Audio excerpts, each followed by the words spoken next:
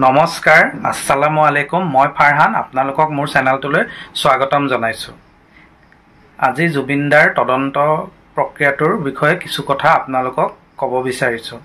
আপোনালোকে ইতিমধ্যে গম পাইছে যে অসমৰ পৰা SITৰ দল এটা ছিংগাপুৰলৈ গৈছে জুবিনদাৰ যি অস্বাভাৱিক মৃত্যু তাৰ তদন্ত কৰিবলৈ।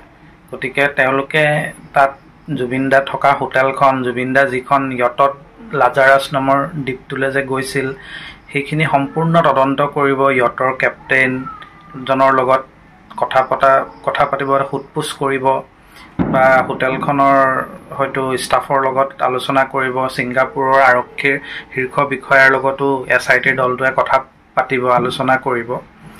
কিন্তু এতিয়া কথা হ'ল, ছিংগাপুৰ আৰক্ষীয়ে যি তদন্ত চলাই আছে সেই তদন্তৰ গোটেই প্ৰক্ৰিয়াটো শেষ হ'ব ছিংগাপুৰৰ কৰোনাৰ্ছ কোৰ্টত। কৰোনাৰ্ছ কোৰ্ট বুলি ক'লে চমুকৈ আপোনালোকক মই ইমানটোৱে ক'ব পাৰিম যে কৰোনাৰ্ছ কোৰ্টত অস্বাভাৱিক বা সন্দেহজনক মৃত্যুৰ তদন্ত কৰা হয়। কৰোনাৰ্ছ কোৰ্টত আপোনালোকৰ ধৰক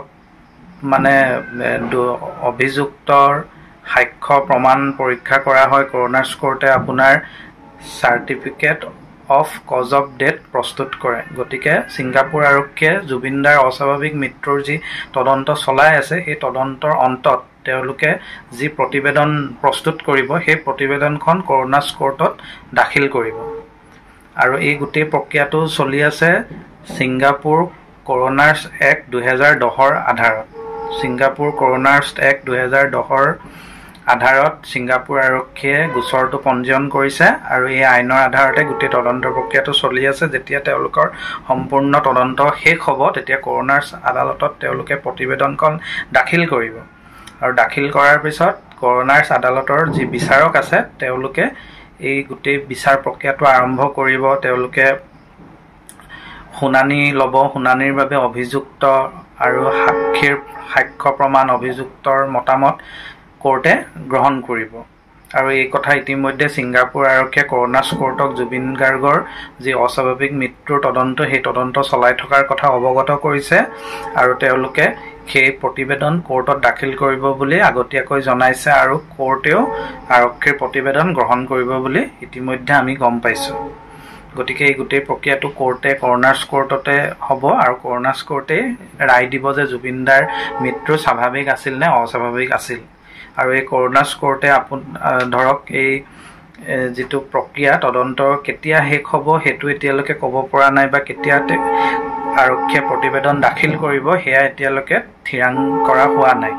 যেতিয়া তেওঁলোকৰ শেষ হ'ব তদন্ত তেতিয়া তেওঁলোকে গোটেই তথ্য প্ৰমাণ সাক্ষ্য সকলোখিনি সেই প্ৰতিবেদনত লিপিবদ্ধ কৰি কোৰ্টত দাখিল কৰিব, কৰোনাৰ্ছ কোৰ্টত। আৰু কৰোনাৰ্ছ কোৰ্টে তেতিয়া গোটেই প্ৰক্ৰিয়াটোৰ শুনানি আৰম্ভ কৰি তেওঁলোকে নিজৰ ৰায় দিব। গতিকে এতিয়ালৈকে সেইটো থিৰাং কৰা নাই বা এতিয়ালৈকে এই কথাটো জানিব পৰা হোৱা নাই যে কেতিয়ালৈকে আৰক্ষীয়ে কোৰ্টত এই তথ্যখিনি বা যি তেওঁলোকৰ প্ৰতিবেদন দাখিল কৰিব। প্ৰতিবেদন যেতিয়া তেওঁলোকে কোৰ্টত দাখিল কৰিব, কোৰ্টে সেই আৰক্ষীৰ প্ৰতিবেদনখন 48 ঘণ্টাৰ ভিতৰত ছিংগাপুৰৰ যি আপোনাৰ জেনেৰেল ৰেজিষ্টাৰ আছে, জেনেৰেল ৰেজিষ্টাৰ আৰু পাব্লিক প্ৰচিকিউটৰৰ হাতত জমা দিব লাগিব।